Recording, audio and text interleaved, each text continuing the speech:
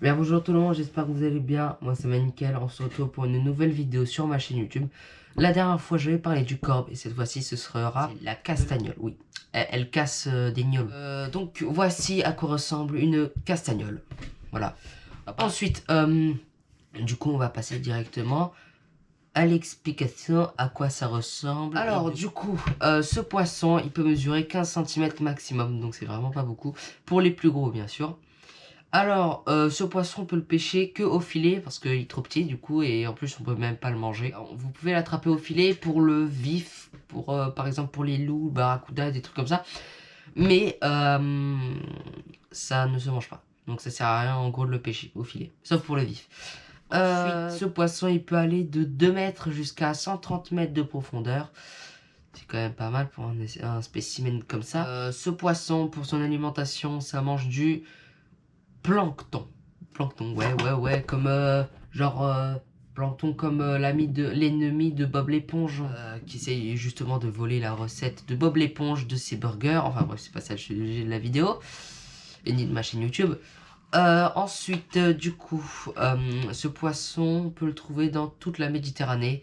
La première fois que je l'ai vu, c'était il y a un an, je crois, avec mon père. C'était il y a à peine un an. Aussi, ce poisson, on peut le trouver à l'est de l'Atlantique, pardon, et aussi dans la mer morte. Oui, elle est morte. Et alors, elle a pas de cœur, donc elle a dû faire un AVC, elle a dû aller à l'hôpital, des trucs comme ça. Mais elle est morte. Ce poisson, il vit entre deux eaux, c'est-à-dire au milieu, c'est-à-dire comme j'avais fait un schéma une fois, je sais plus quand, fait un schéma de haut du fond, haut du milieu et haut du haut.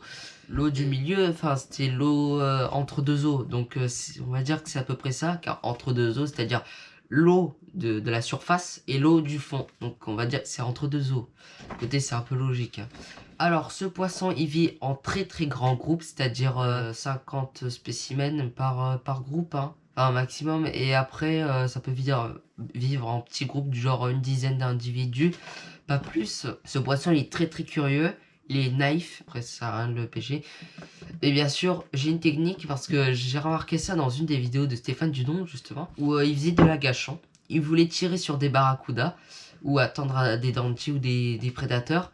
Sauf que il y avait plein de demoiselles autour de lui, de Castagnol, pardon, et il disait que elle ne se cachait pas, c'est-à-dire qu'elle ne sentait pas la présence des prédateurs. Donc si vous décidez un jour de faire de l'agachon, c'est-à-dire vous attendez au fond de l'eau avec votre fusil en attendant qu'il y ait un poisson prédateur, si les castagnols justement elles essayent pas de se cacher, ça veut dire qu'il n'y a aucun prédateur.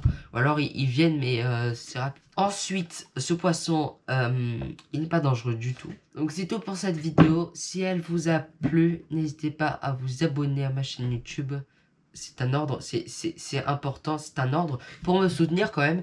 Partagez la vidéo surtout, c'est très important. Moi je m'en fiche un peu aussi des pouces bleus, mais bon après, vous faites ce que vous voulez. Et aussi, n'hésitez pas à mettre la cloche de notification, c'est juste à côté du bouton abonnement. Je vous dis ciao tout le monde pour de nouvelles vidéos.